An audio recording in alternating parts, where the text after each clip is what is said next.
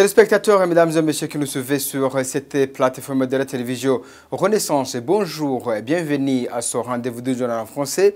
Je vous rappelle que ce journal peut être consulté sur le compte de YouTube de la télé Renaissance. Les titres avant de commencer ce journal: le SNARED, qui rassemble certains partis de l'opposition, se dit prêt à participer aux élections, mais pas celles organisées par le régime Nkurunziza.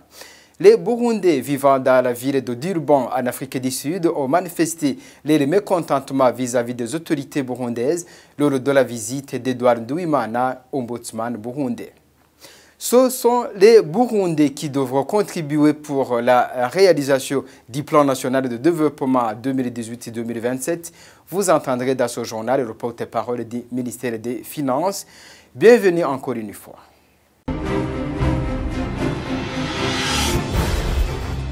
Même si les Burundais de Durban, en Afrique du Sud, ont affiché une certaine animosité dans les rencontres avec l'ombudsman burundais, il dit que c'est normal et utile car pour bien accomplir sa mission, l'ombudsman a besoin de toutes ses opinions.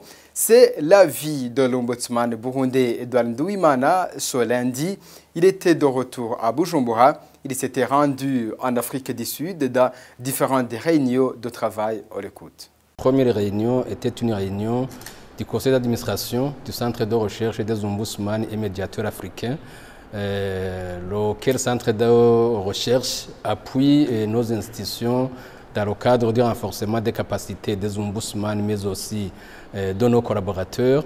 Et le Burundi est membre de ce conseil d'administration. Nous avons donc participé dans ce conseil d'administration. Il était question d'analyser les ressources financières pour financer nos activités. La deuxième réunion était une réunion, c'était pour nous notre première réunion, parce que comme vous le savez, l'institution de l'ombudsman du Burundi vient d'être agréée comme membre de l'Institut international des ombudsman.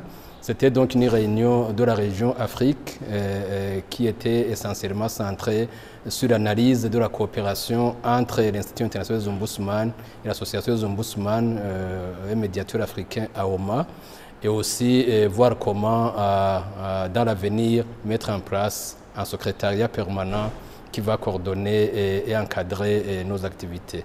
Et la troisième réunion, je dirais que c'était une réunion de haut niveau, une formation de haut niveau qui était destinée aux ombudsman et nos collaborateurs, qui a réuni plus de 21 pays et à peu près 80 participants.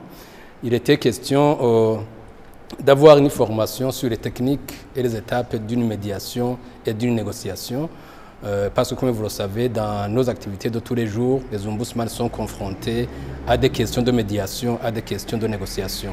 En dernier lieu, nous avons, comme nous le faisons d'habitude, nous avons rencontré les Burundais vivant en Afrique du Sud, à Durban, avec qui nous avons échangé sur la situation politico-sécuritaire qui prévaut dans notre pays. Et les échanges étaient très fructueux, bien que parmi eux certains affichaient une certaine nervosité et une certaine animosité. C'est tout à fait normal pour l'ombudsman. Il a besoin justement d'entendre toutes ces différentes opinions, justement pour pouvoir faire quelques observations au gouvernement afin qu'il puisse prendre des mesures conséquemment.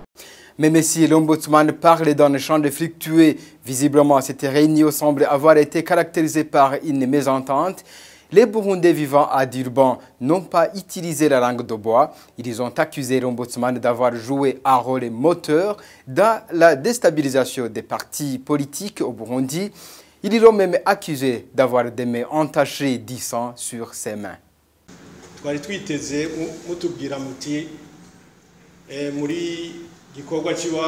On attendait à ce que tu nous dises ce que tu es en train de faire en tant que l'ombudsman sur cette crise qui prévaut au Burundi. Ou dis-moi, votre stratégie pour que ceux qui ont fui le pays puissent rentrer. Si nous analysons bien, votre discours a un côté penchant. Il fait l'éloge de la mauvaise gouvernance qui est au Burundi. Ce n'est plus un conflit ethnique ou du régionalisme. Le problème, c'est la mauvaise gouvernance. Alors que nous avons vous comme ombudsman, j'ose espérer que nous avons fait un mauvais choix. Vous avez été le ministre de l'Intérieur. Les partis politiques ont été divisés dans des ailes que le peuple burundais ne peut plus compter. Aujourd'hui, tu n'as jamais essayé d'aider ces partis politiques à surmonter ces divisions. Des divisions que vous avez vous-même créées. Une autre chose qui est d'ailleurs honteuse. Vous êtes devant nous au mois de mars. Alors qu'en 2013, le 13e jour du mois de mars, vous avez donné l'ordre aux militaires d'ouvrir le feu aux fidèles des ébis alors qu'ils étaient sans armes en train de prier. C'est ridicule. Si tu te prends comme un ombudsman, tu es ici, tu vois que les Burundais ne sont pas venus pour t'accueillir. Ce n'est pas parce que nous sommes trop occupés. Ce n'est pas aussi un manque de patriotisme. Nous sommes contre la mauvaise gouvernance. J'ai pas peur de te le dire. J'ai pas peur aussi de te dire que le bilan de votre discours est médiocre. Pour moi, je te le dis à haute et intelligible voix. Je ne te considère pas comme l'ombudsman. D'autant plus que vous avez des mains entachées du sang. Je suis venu pour te le dire en face.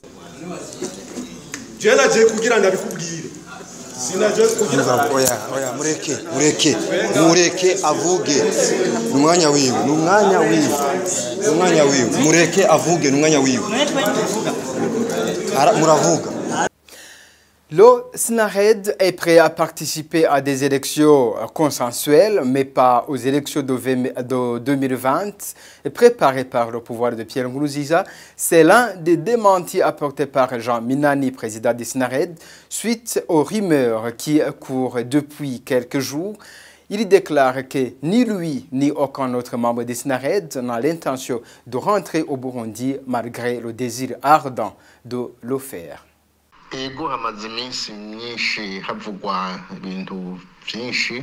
Depuis un bout de temps, il se dit beaucoup de choses sur Minani et sur le SNARED.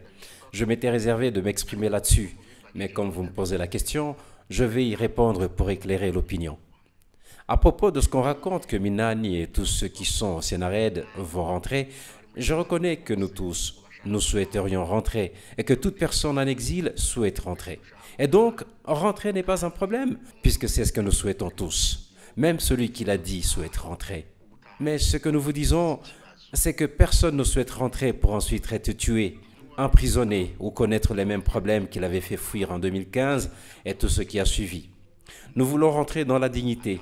Nous voulons rentrer lorsque le but de notre lutte est en bonne voie, c'est-à-dire le respect de l'accord d'Arusha de paix et de réconciliation des Burundais ainsi que la constitution qui en est issue. Au SNARED, nous nous sommes engagés à protéger l'accord d'Arusha et la constitution qui en est issue.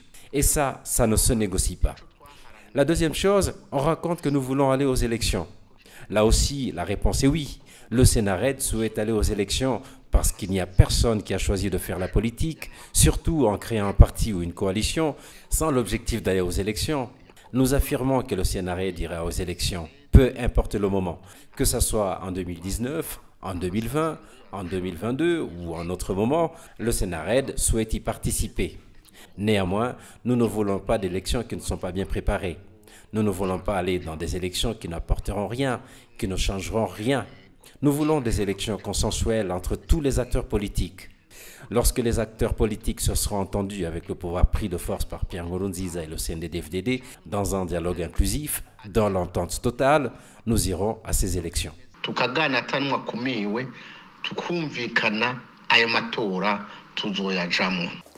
Le docteur Jean Minani ajoutait que le SNARED n'a jamais rencontré et n'envisage aucunement de rencontrer le pouvoir de Pierre Nkurunziza. Encore une fois, écoutez docteur Jean Minani.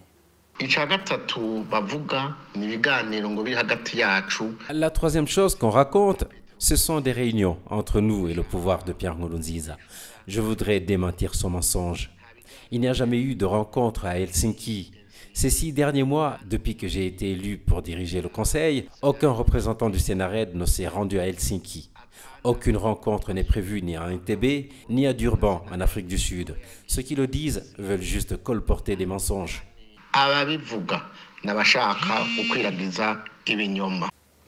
Économie à présent, les Burundis devront contribuer à hauteur de 20 000 milliards de francs burundais pour la réalisation du plan national de développement 2018-2027.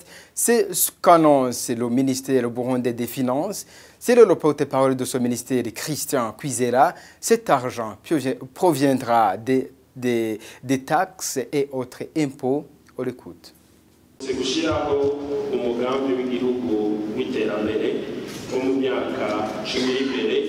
Nous préconisons une mise en application d'un projet national de développement d'une décennie, c'est-à-dire de 2018 jusqu'en 2027.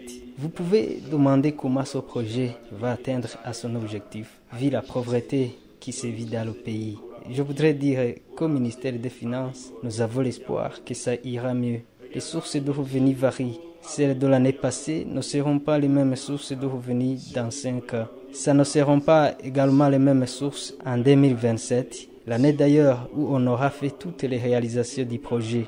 C'est un projet qui nous prendra 20 milliards. Mais ici, je dis que ce n'est pas en faute de cette année seulement. Ça ne sera pas en faute de l'année prochaine non plus. C'est une somme qui sera collectée dans cette période de 10 ans. Aujourd'hui, on utilise 1400 milliards pour cette année. Nous allons continuer sur ce rythme. Plus la population ait une meilleure production, plus peut beaucoup de recettes. Et c'est grâce à l'impôt sur les revenus que l'État réalise des projets de développement. On ne peut pas ignorer que la route qui mène à Bujumbura-Moao a fait que la province connaît une prospérité. Nous sommes vraiment convaincus que nous aurons tous les fonds nécessaires car c'est un projet qui a été bien préparé par le gouvernement.